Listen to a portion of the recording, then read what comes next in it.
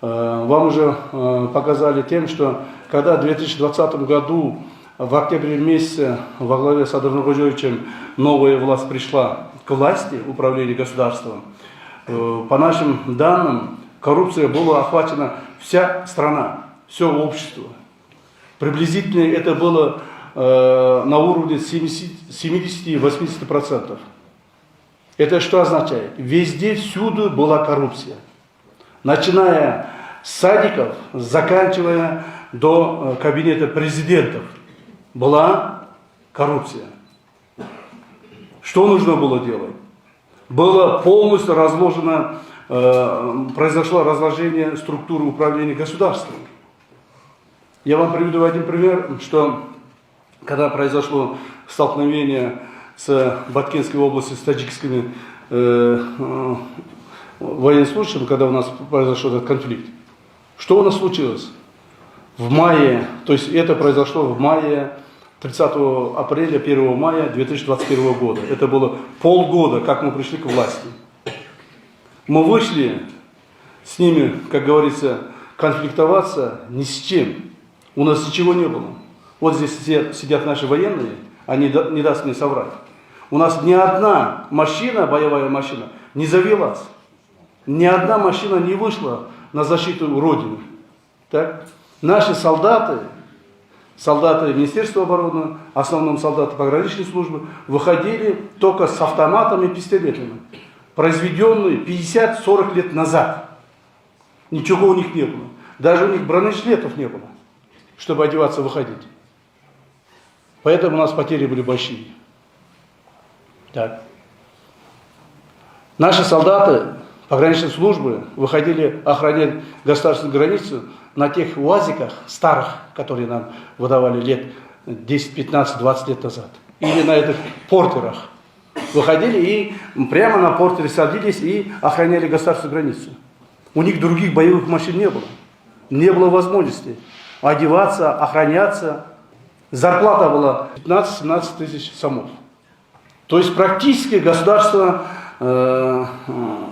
даже не смогло обеспечивать свою национальную безопасность. Уже не говоря о других отраслях нашей общества.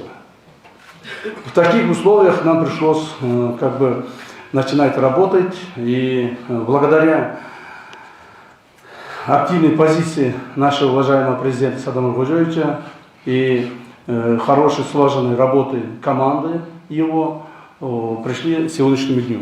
Сегодня какая ситуация? Я сразу же скажу, что какая ситуация, я уже вам рассказал, какая ситуация была в Министерстве обороны, в погранслужбе. Сейчас какая ситуация? Тогда, когда у нас случился этот конфликт, у нас была только единственная одна машина, бронированная, гражданская машина, джип был, который нам когда-то, оказывается, подарил Крим-авторитет Эркин Мамлеталиев. Так? У погранслужбы единственная машина была. С этой единственной машиной мы возили боеприпасы, там, где происходили столкновения, и вывозили оттуда наших убитых или раненых солдатов. Другого выхода не было. Единственная машина была. И то эта машина была гражданская. А сейчас какая ситуация? После мы начали вести работу слаженную. В данный момент ситуация кардинально изменилась. В вооруженных силах, погранслужбах. В данный момент наши вооруженные силы являются одним из самых боеспособных в Средней Азии. Ситуация изменилась. В данный момент в погранслужбе имеются новые бронированные автомашины, изготовленные по нашему заказу в Дубае. Так, солдаты на чем ездить. Новые бронированные автомашины, заказанные нами в России, «Тигры». Всего их энное количество, несколько уже сотен машин. А в данный момент все склады, есть новые склады, полностью боеприпасы, вооружение, военная техника полностью обеспечена у нас. Поэтому спокойно живем, спокойно стало, все решается, все вопросы стали на свои места. Так. Более того, в данный момент у нас имеется уже в открытых источниках, это тоже есть, это можно объявлять, и все это вы тоже знаете, что самые современные беспилотники БПЛА находятся в Кыргызстане. Начиная Байрактаров, Аксунгуров, Акинджи, все находятся только у нас в Средней Азии, только у нас в Кыргызстане. Все виды. Так?